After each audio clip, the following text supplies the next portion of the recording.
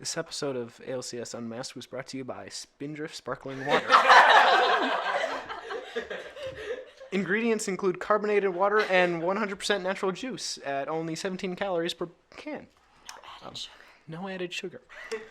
Today we are drinking a grapefruit flavor, and it is very refreshing.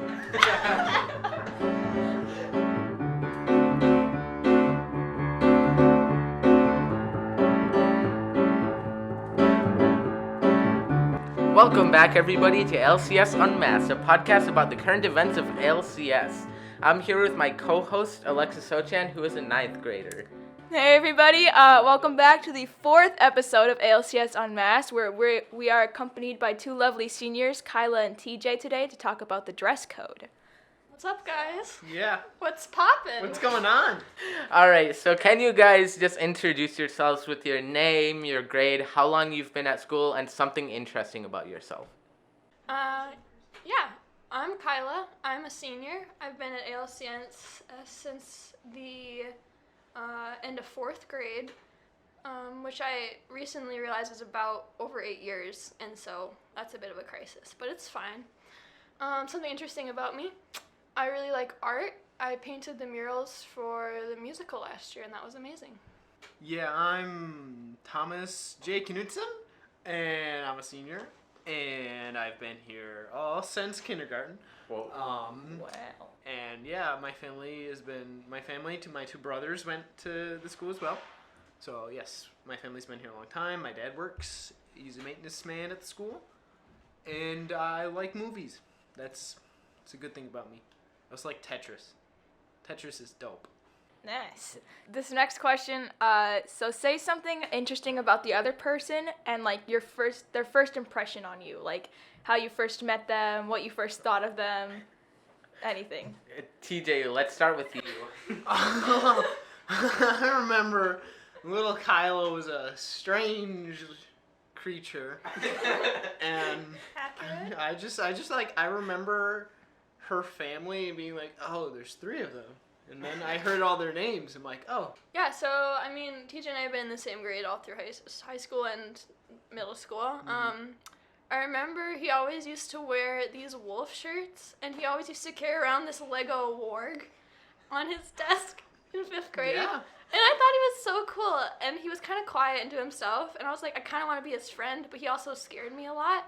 And so, much to my surprise, Scary. we bonded over a book 2 years ago, or 1.5 years ago, yeah. and now we're pretty good friends, and it's been lovely. Yeah.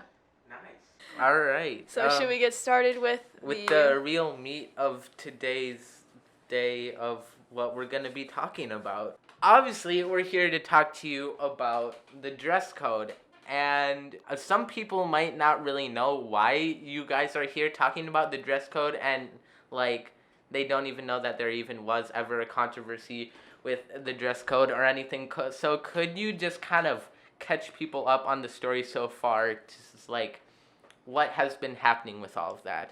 Yeah, for sure. So, in about March, some things were happening in our class, and a couple people ended up getting dress coded a couple times, which created some frustration. And so, it was quickly escalating, like, our frustration and possible, like, almost anger towards some administration. And we didn't want to use our anger in a negative way or in a malicious way, so we decided, and through talking to Mr. White and different mentors, we decided to spend time in our Bible class going through the dress code and bringing up different points that we felt like we could bring to administration to debate it and possibly get more lenience with it.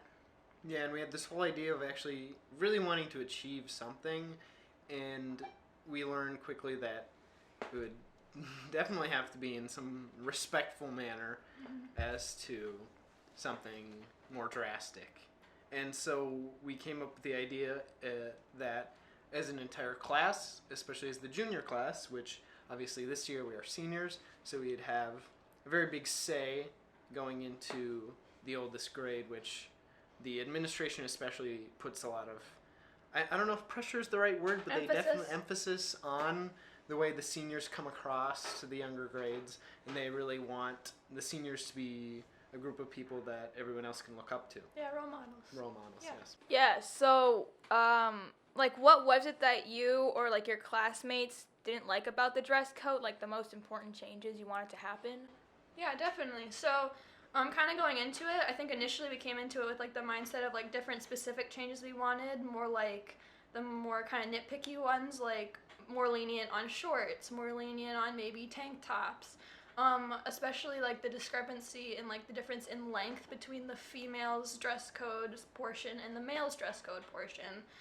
Those were like the kind of first things that we kind of decided to focus on as we were going through the dress code. But as we like started unpacking it more and more, we kind of realized there was kind of this bigger issue that we were not agreeing with, or maybe seeing some issues with within our whole entire school's dress code. And it kind of turned into, at least for me, and I think many people in our class, the main issue we were going to talk about with the administration was putting blame on students and putting guilt and possibly even shame on students for what they're wearing, and giving them responsibility for other people's potential sins. And we weren't okay with that, and we also believed that the Bible verse that they were using with the dress code was not completely applicable. So we brought that up and spent a lot of time thinking about that, and eventually came up with a proposal for it. Yeah, and I think a lot of it eventually, and maybe even towards the beginning as well, it was about the way it came across, how it was affecting the individual students, and how they felt powerless, and the fact that there was no arguing with anybody about it, and the fact that they kept getting stricken and really shamed when they felt like it was very unnecessary, and there was no way to combat that. So you mentioned that about it being the students' fault and how that shouldn't be the case. Could you elaborate a little more on that? Well, I think a lot of it is behind the fact that in today's standards, they are widely different than not just what we could say as Christian standards, but really generational standards. A lot of standards of what clothes were like when our parents were our age, or that kind of thing. And right now we just see these trends that are going more and more away from what the school set up at this point years and years ago. And so we found that when especially female students went clothes shopping, it just became harder and harder to find good clothes that fit the standards of our school. And we didn't want children and students to feel like it was such their fault when there was very little that they felt they could do about it. Yeah, and I think throughout like middle school and even into high school, the way when students were dress coded, or when teachers, even some teachers talked about dress code, they always said it in a way of protecting your brother, as that verse goes in the Bible, or protecting your brother and sister. And while I think that's a worthwhile thing to keep in mind and do, it is placing the shame then when, especially female students, are wearing something that they might feel comfortable or confident in, and then they're told that they are responsible for the potential lusting of other male students or faculty. That weight, that shame should not have to be carried around by students, we think. And it's definitely something that needs to be communicated in a different way. The way that they're defining modesty, I think, is potentially limiting, or I don't think maybe the way they define it, but more as the way it's being communicated. And so that was a big deal for us. Yeah. If you were given full control, how would you change the dress code? I think after we had gone to the parent committee, which we did in August, mid-August, I believe, right before school started, like a week or two, they're giving us the opportunity to write our ideal dress code, and we'll present it to them at some point. And right now with school starting, don't have quite the time capacity to do that, but we will get around to it eventually, and looking forward to that. One thing that I think of immediately trying to do is, instead of separating the dress code for the genders, have one dress code for both genders. Because right now they overlap a lot with the wording and also the limitations, but the separation is still there, and then the females is so much longer, it that discrepancy, it feels very judgmental, even though I know it's not intended to be that way. It feels that way, and so I think we need to be very cautious of that as we're going into these next years. Yeah, and when we're writing it, and some of the research we did before coming to the committee is we really took a look at a lot of other places' dress codes and found that they could be much more simpler than the one we have now, and they could really come across in the same way, keep professionalism, and even as a Christian school, keep that Christian mentality without bringing in this whole sort of weight of judgment upon the students. Yeah, another thing that I think we could get into more at some point, I think we probably will, is like the Bible verse that's cited would apply if you did not look at the context, and so that's something that I think we would have to either reconsider or take out completely. Do you want to share what the Bible verse is? Yeah, so currently the Bible verse is 1 Timothy 2:9, and it's only a part of the verse, and it says, "Dress modestly with decency and propriety." So one of the main issues with that is it does not define modesty. The Bible does not directly deal with the length of shorts or the width of tank tops. And in fact, modesty as a word is only mentioned twice in the Bible, in the English version. And so that's a pretty big issue when we keep saying this word modesty, modesty, and all we're applying to it, the only connotation that I see many people have with it is what we wear. And there's so much more to modesty than just what we wear. It's about power. And that's not a thought that I've come up with on my own. That's from many people I've talked with, different research we've done, different papers we've read. Different Bible verses even. Yeah, the modesty is about, even the Bible verse in context, it's about power. It's not about what you wear. It can be about what you wear, but it's not limited to that. And I think that's really important for us to communicate, is like, modesty can be about anything you have.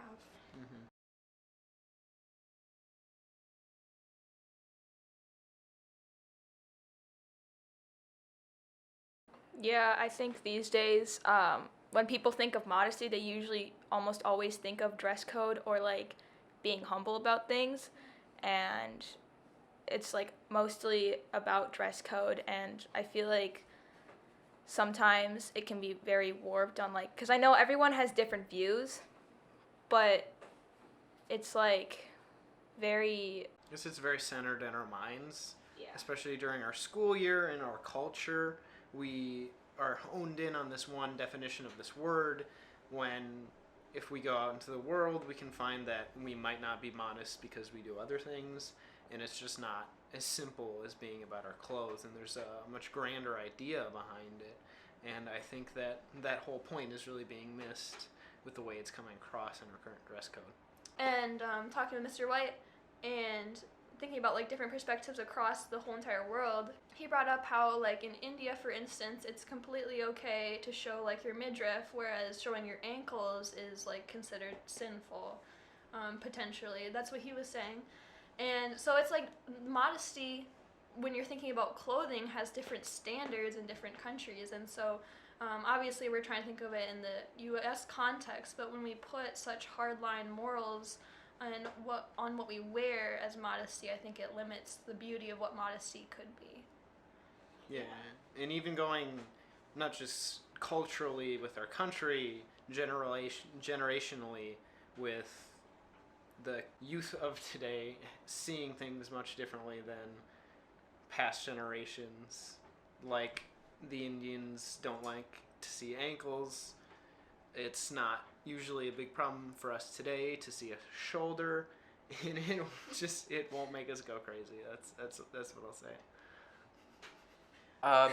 So some people might be listening to this and be like, hold on, are you saying that we shouldn't have a dress code? And like, is that what you're saying? Definitely. That's not what we're saying. It's okay, hold on.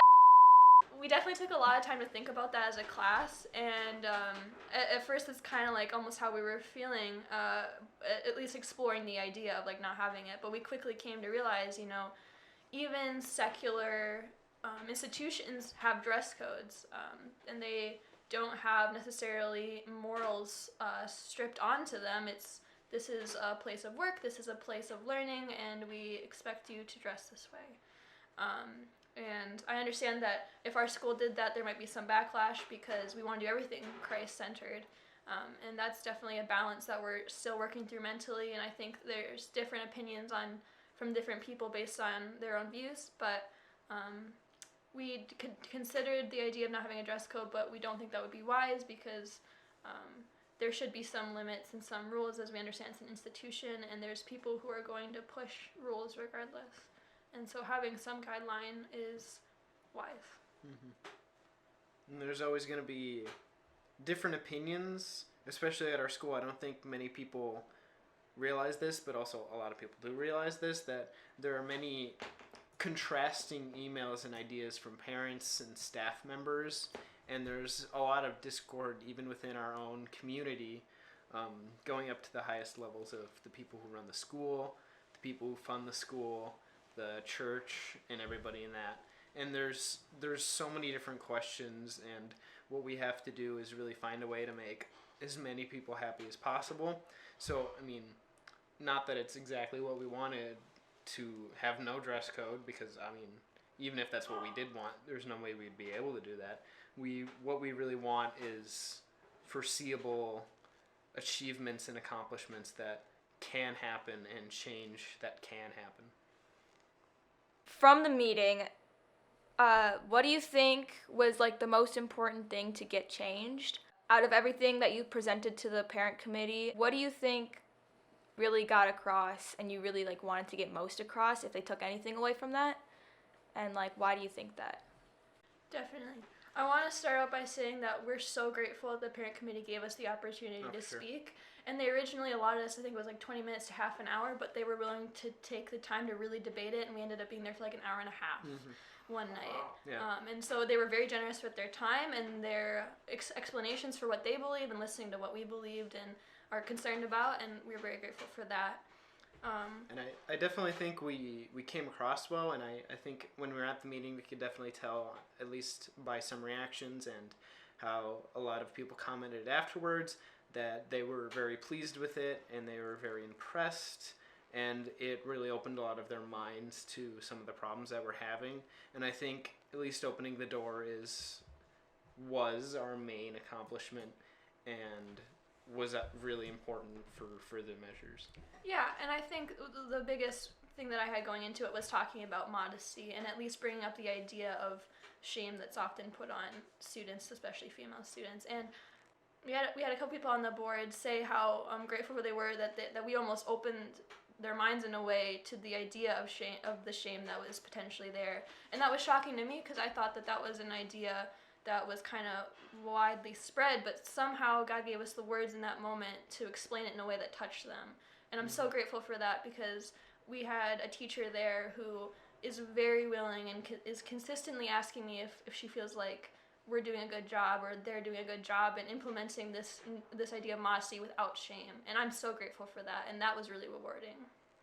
Yeah, that sounds great. I'm really glad that they weren't offended or anything and that you guys like got the point across. So, were there any other things that you were able to get changed in the meeting? You mentioned like shorts and things like that, and I know a lot of people felt very, very strongly about the no hats rule. What else were you able to get changed? Yeah, there was a lot of answers that we got, and I think those are really important. When it comes to shorts in the winter, they are legally liable for anybody who gets hurt or sick due to the cold, and if they walk around wearing shorts, then it's the school's fault, and that's not exactly something the school can change. That's more of a state legal thing. And so what you're saying is that you're gonna take this this operation to state level? It's the next level. Next level stuff. I don't know. I don't obviously think that is exactly worth it. I don't think it is. You're gonna start a lobbying campaign for shorts in the winter. Yeah. But It really was- opened our minds yeah. to at least like considering like all of the work they have to go through to create a dress code, and then specifically with hats, they were Yeah. talking about safety. and being able to identify students walking into the building and making sure that it is students or parents walking into a building and not someone who could potentially cause harm. Especially with masks now, it's already adding that layer of like, you can't quite tell who that is. You have to ask. So adding a hat to it is potentially a safety issue, which we were very grateful to get those answers and feel like there's more clarity in that. Yeah. When you think about it, you work at a school, you see all these kids every day, and one of the easiest ways to identify them is by haircut, and hair color. So you can just kind of stare at a kid and go, yeah, they have a unique haircut, they have a unique colored hair. And obviously if you have a hat, or if that's all completely covered, and obviously like you said, the mask, it really looks much different. So they really want to be able to tell who everyone is. Yeah, I mean, that's definitely a valid point. And I think it brings clarity to like why we have those specific rules. Was there anything else you brought to the meeting that is worth talking about here? I think some people had like counters to things such as the Bible verse, and they really had firm perspectives that I think it was more like they wanted us to know that they were coming at it differently and they had a different idea of what we had. And I think what we were trying to come across is that we weren't being communicated in a way that we had the same idea as everyone else, and that we thought it would be better if there was something clearer and more consistent, especially when it comes to a Bible verse.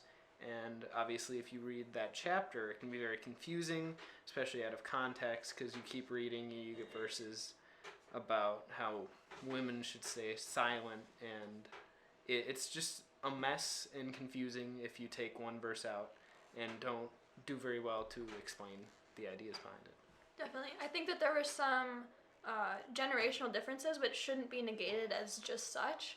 And there might not be one truth in either one. There's a little bit of truth in both perspectives. One thing that I was definitely thinking about with the Bible verse is, if it's so confusing to us who've spent time studying it for a couple months, how will it not be confusing for like a new Christian coming in and reading our dress code? When they're reading through the chapter and they see things like women are to be silent just a few verses after, I understand there's explanations for that, and that's not actually might not actually be applicable to the verse before it. But for some new Christian, that would be very confusing for me. And I think having clarity and being more clear with potentially new Christians or people who are not Christians just seeing our dress code is really important. Or even younger Christians who may have been a Christian the whole long time, but are just having their mind open to things that they've never read and never thought about. And I think that can be very shocking to a young Christian who has had all these ideas and beliefs about Christianity, and then read something in the Bible that they don't immediately agree with or think is wrong. So there might be some people listening right now who are still skeptical about changing the dress code, and they might be thinking that it's perfect the way it is and that it shouldn't be changed. Do you have anything you'd like to say directly to those people who may be listening right now? I think with any system, there's going to be imperfections, and as society changes, there's space to reconsider. And there's the verse of not conforming to society, but to an extent, Christians should show love and some level of tolerance to society around them, not always super harshly judging all of the changes in society, but understanding that there's differences. Mm-hmm. Yeah, I think there's progress that can be made regardless of what system is, and at least re-looking at it and reconsidering some of the language in it is dated in many of our perspectives. And I'm not saying that as if trying to be offensive, but it's just accurate that terms such as blouses and slacks are no longer used in our common vocabulary. And so I think it's at least worth re-looking at it and making sure that we still completely align with what the message of the dress code is and how it's being presented. Mm-hmm. I think if it's causing a lot of discontent and discord amongst the community, that it should be addressed. And I think that changes an easy way through compromise that we can make as many people happy as possible, or at least less dissatisfied. And so I think it's very important to consider what everybody thinks, especially your fellow students, and how it's affecting them. All right. So, to kind of wrap this all up, since you're seniors, you are probably very wise and knowledgeable and smart. Do you have any advice for the little munchkins, the youngins coming in? For sure. You know, I have mixed feelings about being called wise. Part of me likes it, if I'm being completely honest. But another part of me is like, it's not completely true, right? But we have had another year of experience, I suppose. And with that, I think it's really important for people to love each other, believe it or not. Wow. It's really profound, I know. Someone please write that Just down. dropping some knowledge on you. Yeah, no. So, like, that can look really simple. Sending someone an encouraging text when it's on your heart to do that. I've seen that do great things in my life and for other people. And for myself when people send me, like, little texts. Saying hi to people in the hallway, using their name, it means so much. Sometimes you walk down the hallway and, like, no one acknowledges you and you're just like, okay, this is fine. And it's not that they don't want to be friendly or be your friend, but there's something about that moment when you're like, hi, Kyla, good morning. And you're just like, oh. And even if there's, like, that weird awkward moment, it's like, we're human. It's whatever. Like, we're just all learning and growing, and we're trying to connect with each other and encourage each other, because high school is not easy sometimes. It's beautiful, and there's a lot to be grateful for, and I encourage gratefulness. But it's hard sometimes, and so encouraging each other is everything. It's not High School Musical at all. It's not. Disney lied to us. Sue them all. I think finding an outlet of any sort is really good, especially in the sense of what's going on in your head. I think it's good to really get that out there. Amen. Find someone. I know it's very hard to find someone, and I've struggled with this a lot, but it's very important to really get out what's on your mind and to keep moving and just take things one day at a time. One last thing before we go is we had you guys choose which Coach Vaughn nickname we wanted, and the one we chose for today is Shoo! As in Joshua. Joshua. So I guess the volleyball girls may have made up this name, and I was in their vicinity after they started using it, and I love it. And Coach Vaughn might not love it completely, but he said it's growing on him, so it's my favorite. It's definitely going to be his jazz name, you know? Yes! Oh my gosh. So Make sure to check out his him, music. Yeah, on Spotify. There'll be a link DJ in the Vaughn. show notes. Yeah, on Yeah. Spotify. And thank you all for listening, and have a great time. Thank you guys. Thanks, guys. It was so lovely.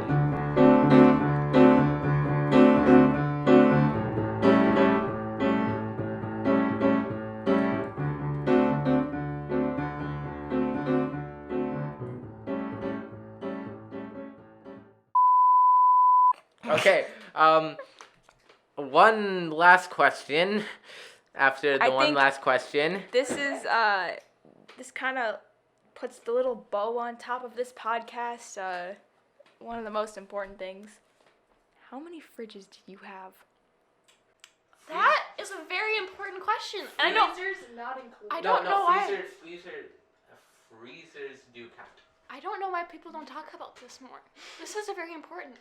It's like way more interesting than TVs. Okay, how many do I have? Does a mini fridge count? Yes. Any Wait, Half? we're counting freezers? Freezers Yeah. too? Freezers Okay. and fridges. 3.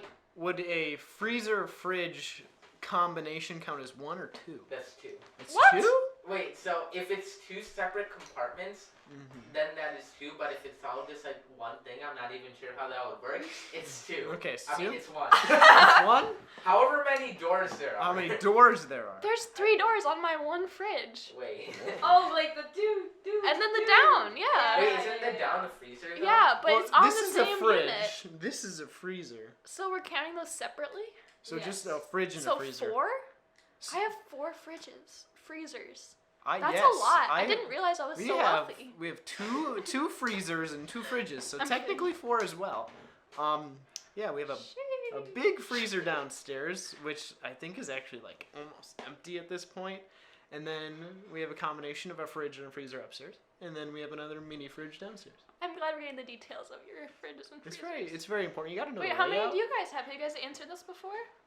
No, we haven't. I was gonna say I'm an avid listener of this podcast, and I'm There's not been sure. so many episodes. I've heard this we haven't question. had this question answered. And that's where we'll leave you today, folks.